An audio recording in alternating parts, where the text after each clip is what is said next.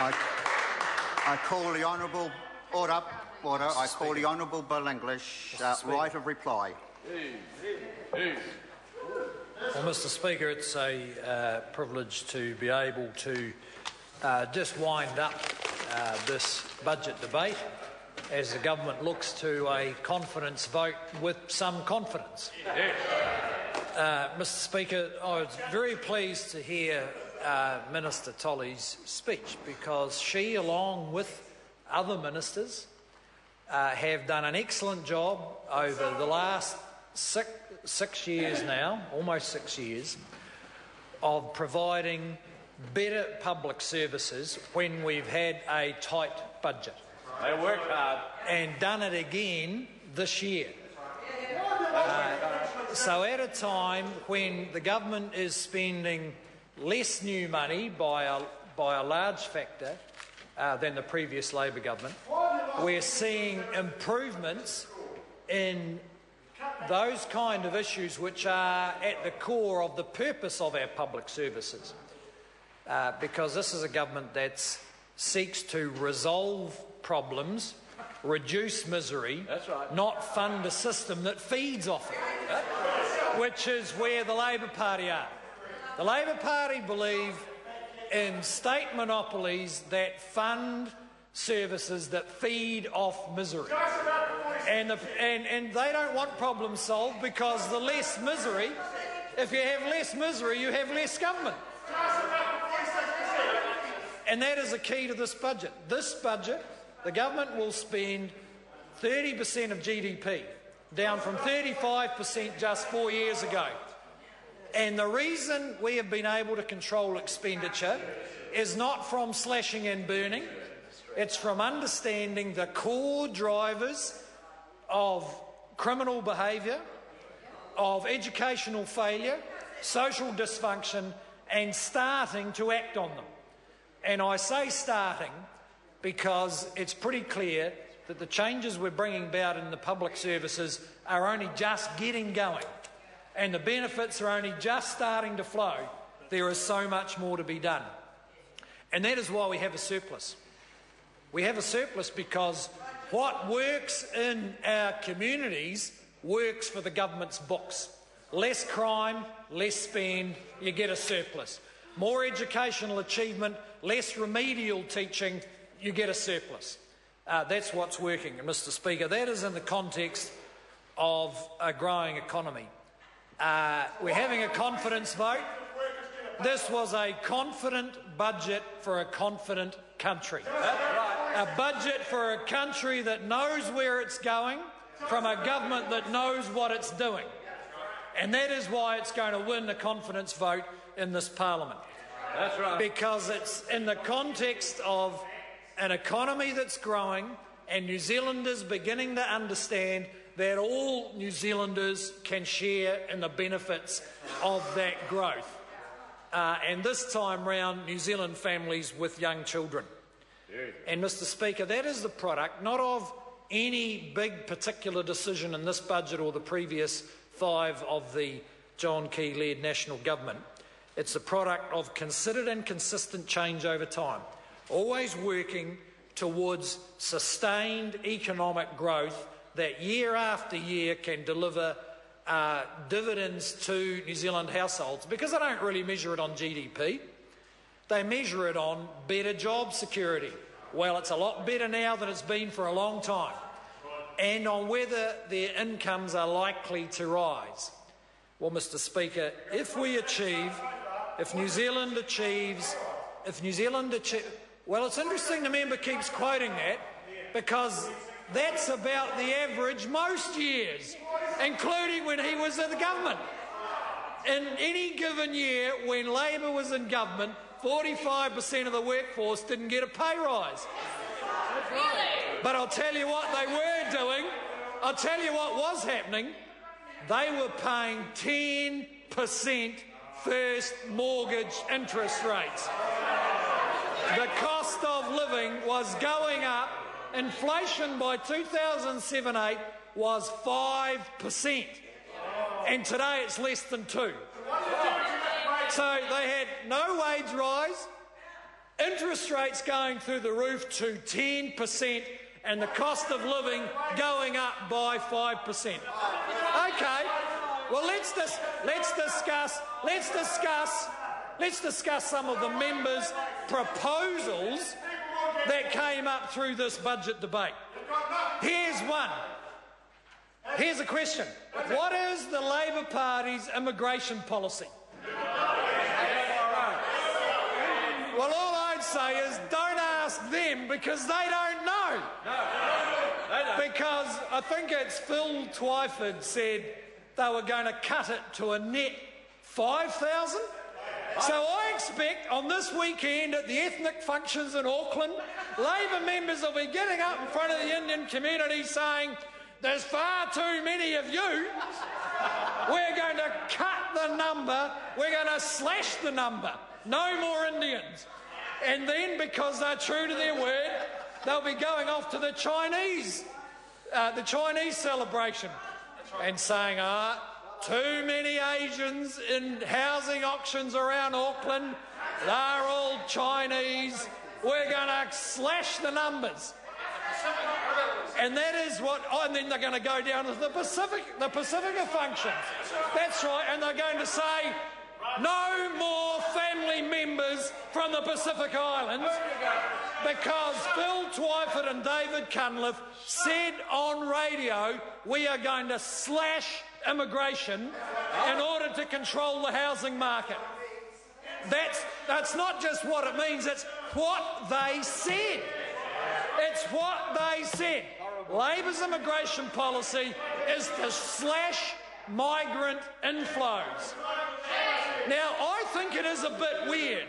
I think it's a bit weird from a party who said who have traditionally regarded themselves as the representatives of the migrant communities.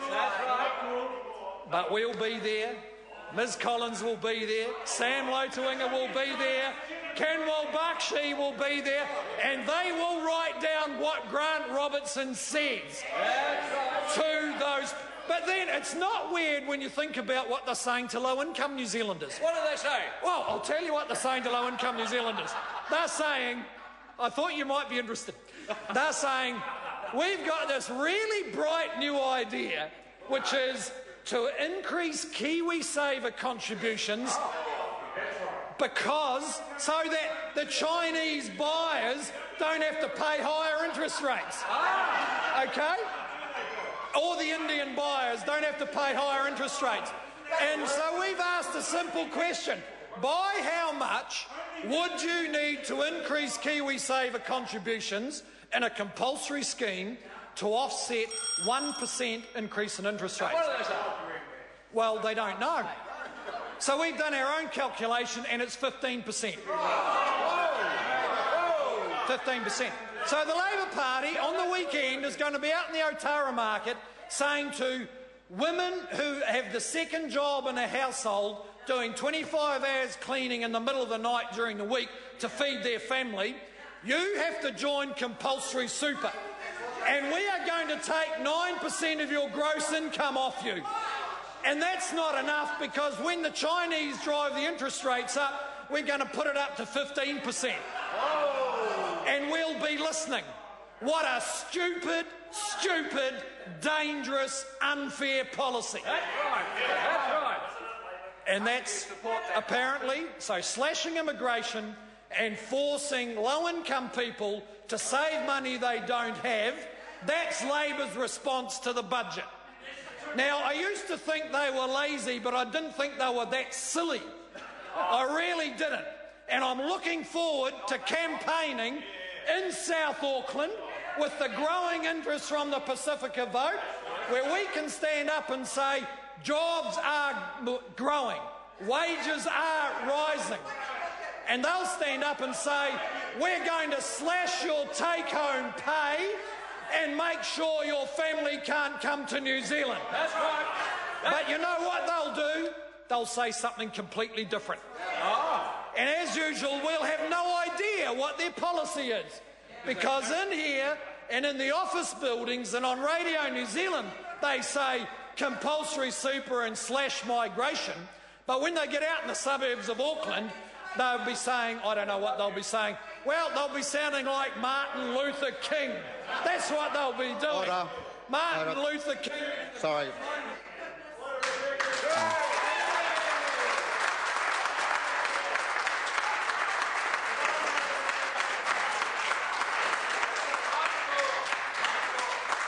Members, this debate has concluded. The question is that the amendment in the name of the Leader of the Opposition be agreed to. Those of that opinion will say aye. To the contrary, no. Noes have it. A party vote has been called for. We'll ask the clerk for a party vote. New Zealand National. 59 votes opposed. Order. Can just order, please. Order, please. Votes are taken in silence. I'll ask the clerk to conduct the vote. New Zealand Labour.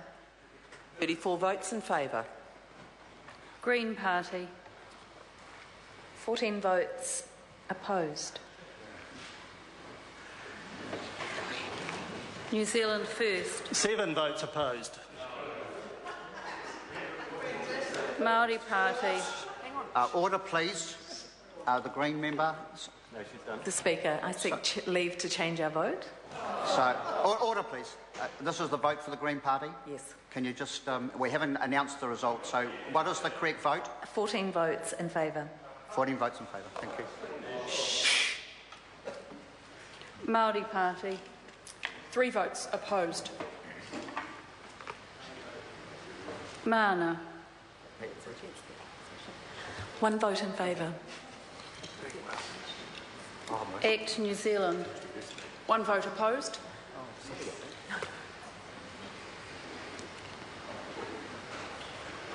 United Future. 1 vote opposed. Brendan Horan. 1 vote in favour.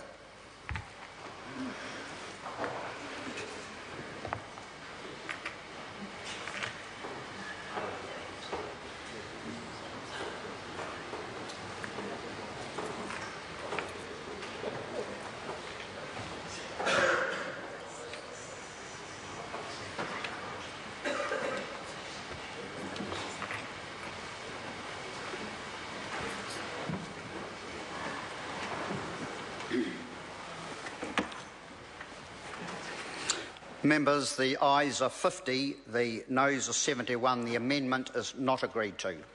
The question is that the motion be agreed to. Those of that opinion will say aye. Aye. To the contrary, no. The ayes have it. A party vote's been called for. I'll ask the clerk for a party vote. New Zealand National. 59 votes in favour. New Zealand Labour. 34 votes against. Green Party. 14 votes opposed. New Zealand First. Māori Party. 3 votes in favour. Mana. 1 vote opposed. Act New Zealand. 1 vote in favour. United Future. 1 vote in favour. Brendan Horan. 1 vote opposed.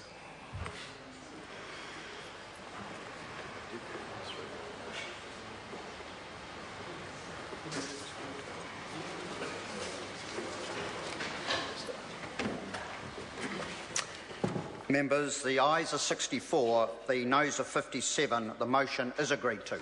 Appropriation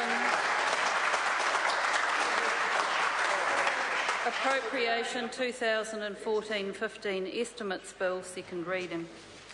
Call on Government Order of the Day number 2. Local Government Act 2002